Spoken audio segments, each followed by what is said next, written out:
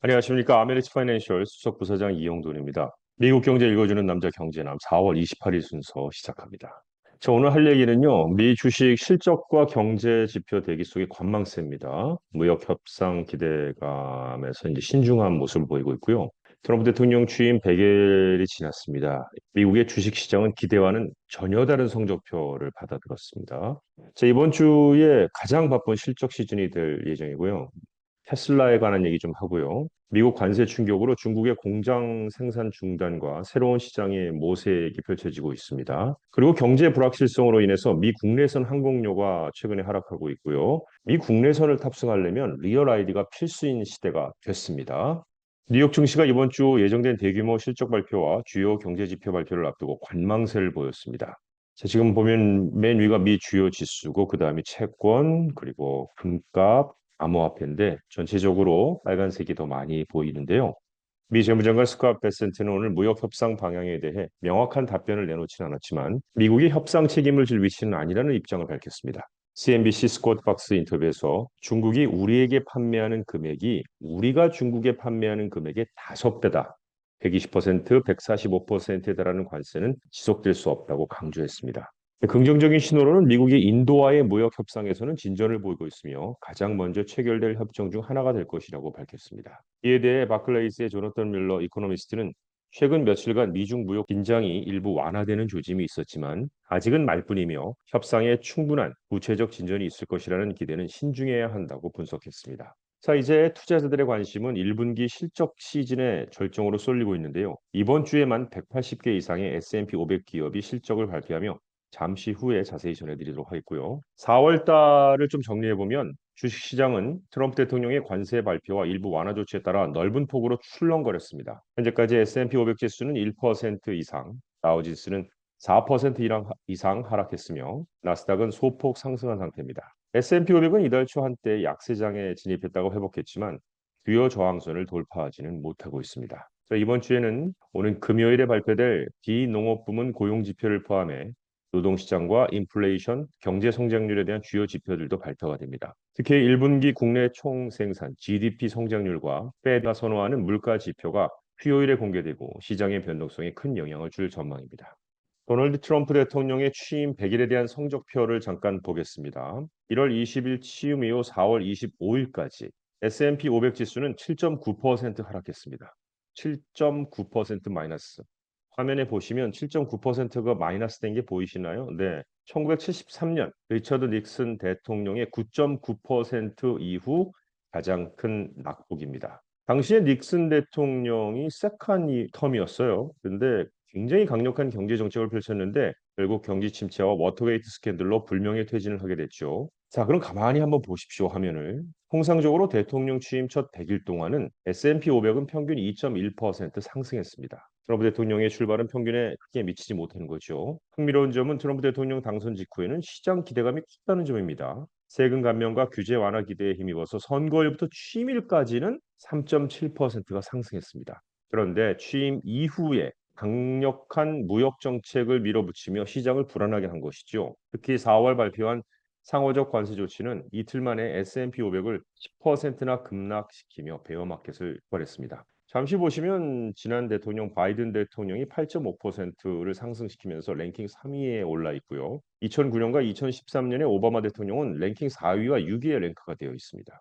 부시 대통령을 가만히 볼까요? 2001년과 2005년 랭킹 19위와 랭킹 15위 마이너스를 시켰는데 이번에 트럼프 대통령이 아마 닉슨 대통령보다는 앞에 위치하면서 21위를 차지하지 않을까 생각은 하고 있는데 시장 전문가들은 이번 반등이 단기적 조정에 불과할 수 있다고 경고하고 있고요. 워싱턴의 불확실성은 여전히 시장을 짓누르고 있기 때문인데요. 현재 S&P 500 지수는 5,500포인트 초반에 머물며 대선 이후 상승분을 사실상 모두 반납한 상태입니다. 트럼프 대통령의 첫 100일은 내일 종료가 됩니다. 자, 남은 기간 동안 반등에 성공할 경우 조지 W 부시 대통령 시절 기록인 6.9% 하락, 마이너스 6.9%와 비슷한 수준으로 마감할 수도 있지 않을까. 그렇다면은 19위, 20위 정도에는 자리할 수 있지 않을까 보는데 트럼프 대통령의 첫 100일은 시장에 깊은 고민과 불확실성을 남겼습니다. 앞으로의 행보에 투자자들의 시선이 집중되고 있는 이유입니다. 이번 주는 월가에서 가장 바쁜 실적 시즌이 될 예정인데요. S&P 500과 다우지수에 포함된 기업 중 약 3분의 1이 이번 주에 실적을 발표합니다. 애플, 아마존, 메타, 마이크로소프트, 또 매그니피센트 세븐 중 4곳과 코카콜라, 스타벅스, 맥도날드, 일라이릴리 같은 주요 소비재 브랜드도 실적을 공개합니다. 투자자들은 기업들이 관세나 소비 둔화 때문에 향후 재무 전망을 축소하거나 철회하는지 주목하고 있습니다. 지난주에도 일부 레스토랑, 항공사, 소비재 회사들이 전망을 하향 조정했습니다. 이번 주 주요 실적 발표 일정은 다음과 같은데요. 내일 UPS, 파이자, 코카콜라, 스타벅스, 수요일은 얌브랜즈, 에찌, ETSY, 에찌 잘 아시죠? 핸드메이드 상품이나 빈티지 아이템, 공예품 등을 판매하는 온라인 마켓플레이스고요. 다음 메타, 마이크로소프트, 퀄컴. 목요일에는 CBS, 일라이릴리는 제약회사입니다. 맥도널드, 애플, 아마존, 에어비앤비, 레딧 온라인 포럼 사이트고요. 그다음에 블럭이 목요일에 발표하는데 블럭은 결제 솔루션 해주는 회사죠. 금요일에는 쉐브론과 엑슨모빌, 토요일에 버크셔 해서웨이가 실적 발표를 합니다. 테슬라가 지난주에 실적 발표를 했습니다. 4월 22일에요. 매출이 9%나 감소했습니다. 193.4억 달러를 기록했고요. 조정 EPS는 0.27달러고요. 자동차 매출은 140억 달러로 전년 대비 20% 감소했고요. 영업이익은 4억 달러로 66% 감소했고요. 순이익도 71% 감소했습니다. 화면 좀 보시면 되겠는데 주요 요인으로는 전기차 판매량이 감소했습니다. 그리고 평균 판매 가격도 하락했습니다. 또 환경 규제 크레딧 없이는 자동차 사업에서 손실이 발생할 것으로 보이는데요. 트럼프의 관세 정책과 앨런 머스크의 정치적 논란으로 브랜드 이미지 손상과 그에 따른 수요 감소도 또 있습니다. 그런데 한 가지 다행스러운 것은 에너지 저장 사업은 기록적인 총이익을 달성을 했고요. 전망과 시장 반응을 보면 2025년 성장 전망을 철회하고 2분기 업데이트에서 재검토를 예정 중이고요. 일론 머스크의 도지 활동 축소와 저가 모델 생산 또 자율주행 택시에 집중한다고 발표했습니다. 주가는 실적 발표 후 시간의 거래에서 5%는 상승했습니다. 관세 완화 기대와 머스크의 경영 복귀 발표가 영향을 받은 것으로 보입니다. 최종적으로 분석을 해보면 중국과 유럽 시장 경쟁 심화와 관세 불확실성으로 단기적으로 테슬라는 어려울 것으로 보이는데요. 자율주행과 저가 모델에 대한 기대감으로 주가가 반등할 수 있으나 수요 회복이 관건으로 보이고 있습니다. 자, 다음은 미국의 고율 관세가 중국 제조업체들에 미친 영향에 대해 전해드립니다. 이 고율 관세로 인해 중국의 많은 제조업체들이 생산을 중단하거나 축소하고 있으며 새로운 시장을 찾기 위해 고군분투하고 있습니다. 특히 장난감, 스포츠용품, 저가 상품을 생산하는 공장들이 큰 타격을 입었고 일부는 직원의 절반을 일시 해고하는 상황에 직면했습니다.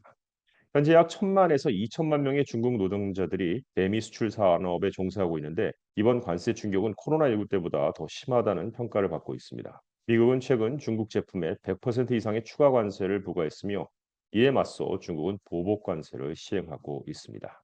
이러한 상황에 많은 중국 기업들은 라이브 커머스, 즉 라이브 스트리밍 판매를 통해 내수 시장으로 방향을 전환하고 있습니다. 여전히 중국 내수 시장만으로는 대미 수출 손실을 모두 메우기 어려운 상황입니다. 자, 중국의 수출 업체들 미국 시장 의존도를 줄이고 새로운 기회를 찾기 위해 다양한 전략을 모색하고 있는데요. 앞으로 이들 기업들이 어떻게 새로운 시장을 개척할지 지켜봐야겠습니다. 델타, 사우스웨스트, 유나이티드와 같은 주요 항공사들이 예상보다 적은 국내 여행객으로 어려움을 겪고 있습니다. 관세, 변동성이 큰 시장, 경제에 대한 불확실성 등 여러 요인이 항공편 수요 감소에 영향을 미치고 있습니다. 이에 항공사들은 항공편 용량 증가 계획을 축소하고 좌석을 채우기 위해 비수기 항공료 세일을 진행하고 있습니다. 자, 그런데 이건 국내선 얘기입니다. 국제 여행은 여전히 강세를 보이고 있습니다. 자, 그런데 미국 국내선을 탑승하려면 지금 보시는 리얼 아이디가 필수입니다. 별 표시가 있는 업그레이드된 운전 면허증 또는 주발급 신분증, 공항 보안 검색대를 통과하거나 연방시설 출입 시 꼭 필요합니다. 5월 7일부터입니다. 자, 그럼 리얼 아이디가 없다면 어떻게 해야 할 것인가? 유효한 미국 여권 또는 여권 카드, 영주권 카드, DHS 발급, 트러스티드 트래블 카드, 주발급 강화 운전 면허증, 또 미 국방부 아이디, 미국 원주민 발급 신분증 등으로 대체할 수 있습니다. 2025년 4월 기준 약 19%의 미국인은 리얼 아이디나 대체 신분증이 없습니다. 공항에서 적절한 신분증이 없으면 추가 심사와 긴 대기, 탑승 불허 가능성이 있습니다. 리얼 아이디나 대체 아이디가 있어도 보안 검색 대기 시간이 증가를 고려해서 최소 1시간 30분 전에는 미 국내선도 공항에 도착할 것을 권장하고 있습니다. 리얼 아이디 발급 비용 캘리포니아에서는 $45를 보이고 있고요. 가능하면 리얼 아이디를 미리 발급받으라고 전문가들은 조언하고 있고요. 5월 7일 이후 리얼 아이디 없이 공항에 가는 것은 도박에 가깝고 추가 심사로 인해서 탑승이 보장되지 않을 수 있다고 합니다. 이상 경제 읽어주는 남자를 마칩니다. 좋은 한 주 되십시오. 고맙습니다.